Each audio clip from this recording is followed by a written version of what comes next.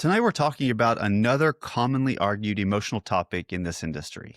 Should MSPs specialize or should they stay broad? And before you think this is another pick a vertical and charge more conversation, it's not. Because the real story doesn't start with a niche, it starts with risk. If you've been in this industry for any amount of time, you've heard it. If you don't specialize, you'll be commoditized. Generalist MSPs are dead. You need a vertical to survive. And that counter argument, verticals are risky. They're too small. They close too slow. Obviously, COVID wiped out restaurant-focused MSPs. Both sides are loud. Both sides are confident. And both sides are arguing the wrong thing. Let me rewind to 2019 or early 2020. Before ransomware was so rampant, before cyber renewals doubled or even tripled, before zero trust really became a buzzword, I started seeing something show up on my desk more and more: cyber liability insurance applications. At first, clients felt like they were just some annoying piece of paperwork, just another form to fill out. But instead of treating them like a nuance, I began to ask a different question. Why are these showing up now? And why are questions getting more aggressive? Here's what I began to understand early on, and this is important. There are very few organizations on the planet more risk averse than insurance companies. Not because they're cautious by nature, but because they have already paid the price. They paid the claim. They've reviewed those breach reports. They've watched the same failures happen over and over and over again. So when an insurance carrier tightens up an application, that's not theory. That's scar tissue. Those applications weren't just questionnaires. They were judgments. They were asking for records of previous compromises and repeated control failures that risk insurers were done tolerating. Think about this. Cyber applications tell you where covered companies were breached, or at least they know high-level risk resides. Just like organizational policies tell you what behaviors leaderships don't want to continue. Security isn't just technical. It's cultural, it's tolerated, it's enforced, or it's not. And insurance companies were quietly publishing that playbook.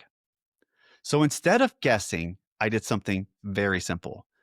I pulled a dozen major carrier applications, side by side, different carriers, and generally speaking, different forms, often with the same questions or at least similar questions. They asked about MFA and backup and access control, EDR, patch management, SOC, MDR, incident response, user training, all of those things. But they weren't asking, what industry are you in? Although a couple did, it wasn't a focal point. They were asking, how much risk do you tolerate, and can you prove that you are reducing it? That's when it clicked. Every business, regardless of vertical, was being scored on risk maturity. So as an MSP, we didn't say, let's specialize in healthcare or legal or manufacturing. We said, if insurers, regulators, and attackers all agree on what matters, why wouldn't we build directly to that? Let me be very clear. We don't specialize in industries. We specialize in risk reduction. We reverse engineered those cyber policies and built a standard system, one core stack, one security baseline, one onboarding model, and one definition of acceptable risk.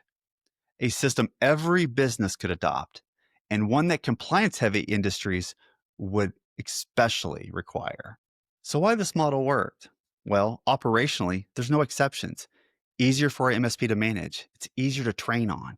It's cleaner for handoffs, and it's better margins. But from a sales perspective, the conversation moved upstream. Pricing became about risk reduction, not features.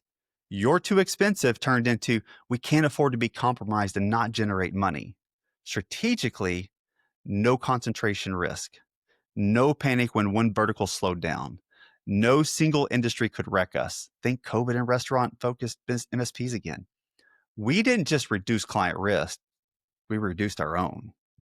And let's talk about something most MSP owners never think about until it's too late. Because here's the truth.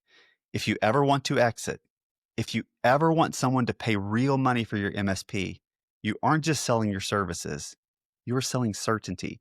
And M&A buyers, whether it's strategic MSP consolidators or private equity, They hate concentration risk, not because they're greedy, but because if one vertical or one big client makes up too much of your revenue, it means if the vertical tanks, so does your valuation.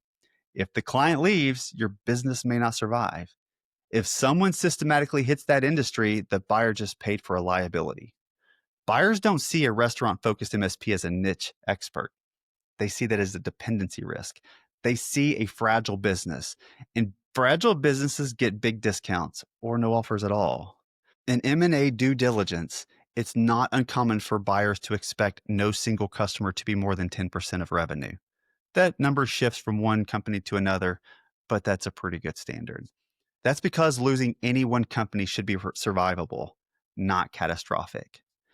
Diversification isn't just about the money during operations, it's about sellability. And that's exactly why our risk focused approach resonates. We didn't just build a service that worked, we built a business that survives losing any one vertical or client. That's the difference between an exit that pays your goals and a business that never sells. So, obviously, there are plenty of objections around this situation. So, let's just go ahead and hit a couple of them. For example, some will say, what you're saying is still specialization. Correct. Specialization is mandatory. Verticals, they're optional. Or how about compliance industries benefit more? Exactly. And that's the upside, not dependency. Our systems work everywhere and become mandatory somewhere. Cyber insurance won't always matter. Insurance didn't create the problem, it just exposed it. Attackers don't care about your policies. Regulators don't either. Neither do acquirers. Risk exists first.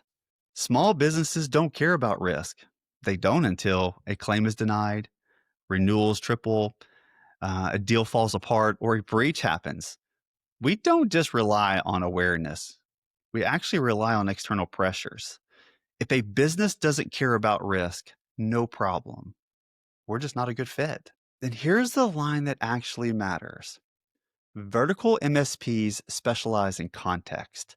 Generalist MSPs specialize in reach. We specialize in relevance.